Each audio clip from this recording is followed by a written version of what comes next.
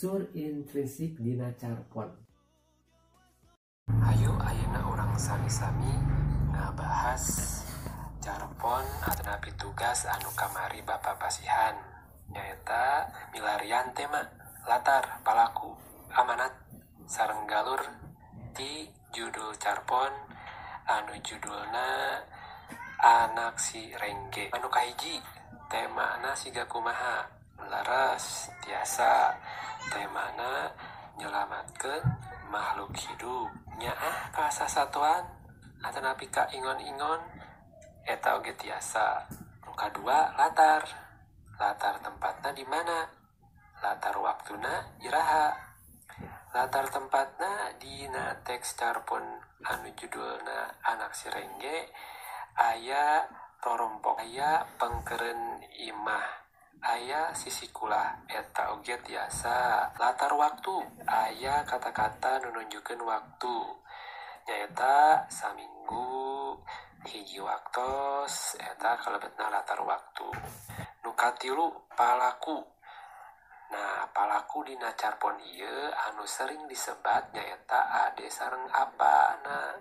Janten ade sareng apana kalebetkeun palaku utama. Anu sanesna seperti Mang Toha, Mamah eta kalebetna peran pembantu. Amanatna siga kumaha? Leres tiasa urang teh kudu silih nyaah utamina ka makhluk hidup, tiasa ka tutuwuhan atanapi ka ingon-ingonan atanapi sasatuan anu ku urang dipiara. Kedah disiplin waktu leres eta ge tiasa. Nah, maksudna kedah disiplin waktu ditinggal-tinggal si ade oge mencarkeun si Rengge anak ayam di enjing, tapi teu dugi ka enjing deui kan dikelebetkeun ka kandangna ku bapana.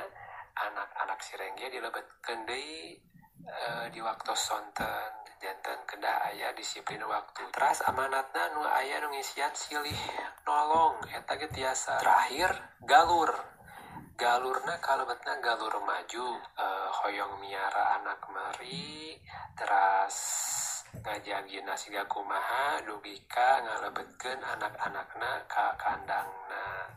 Eta panginten review tugas anu kamari.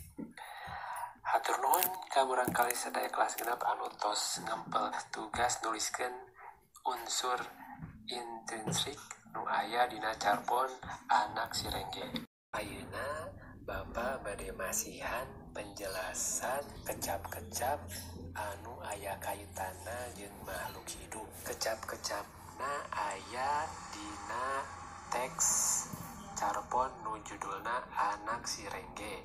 Pami hideuk tos maca carpon eta aya 10 kecap anu aya kaitanna jeung makhluk hidup.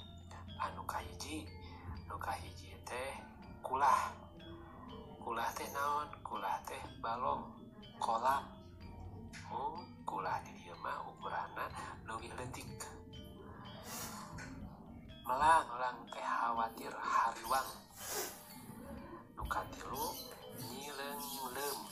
nyileung teh ngadeukeun endog sangkan megar. Ari megar kumaha?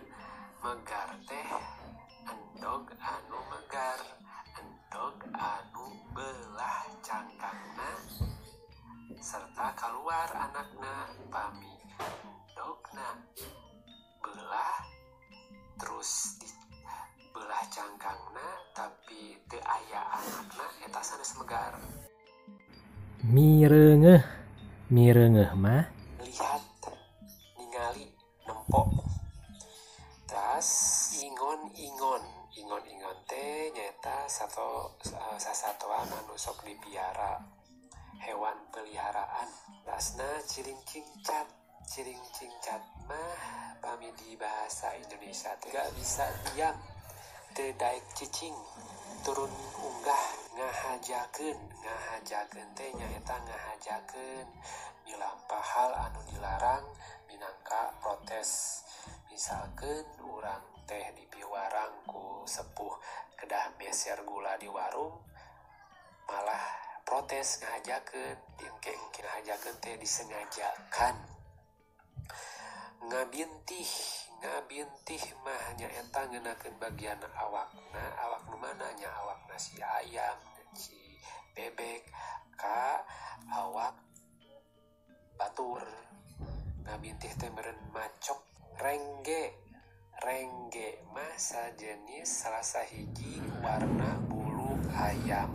Najan tina rengge aya deui bulu-bulu anu sok disebatna borontok, bulu rintit, bulu burik, bulu dawuk, bulu carambang. Eta sahiji bagian bulu-bulu nu aya dina ayam. Nah, ayeuna ku Bapak tos dipasihan penjelasan kosakata tenapi kecap-kecap anu aya hubunganna, anu aya kaitanna sareng makhluk hidup. Ayeuna abdi ditinggal pancen ieu. Ku hidup ayeuna diisian latihan-latihan anu tos disayogikeun ku Bapak. Kinten-kinten nomor 1 isianna nganggo kecap anu mana. Misalkan di dieu contohna di lembur mida loba anu miara titik-titik kaya ning ayam, domba, jeung sapi. Eta sigana jawabana kulah, sasatuan, melang, ciring cingcat, mireungah, atau nepi naon. Cobian ku hidup di isian tiasa ngerjakeunna sambil diskusi sambil naros ka sepuh hidup anapi karaka anapi ka saha we anu tiasa. Alhamdulillah sakitu wae panginten pangajaran bahasa Sunda dina waktos ieu. Mugia bermanfaat. Tong hilap saacan saantosna tong hilap kanu wawasuh panangan. Teras diakhiri ku doa oge. Alhamdulillahirrahmanirrahim. Mugi bermanfaat. Assalamualaikum warahmatullahi wabarakatuh.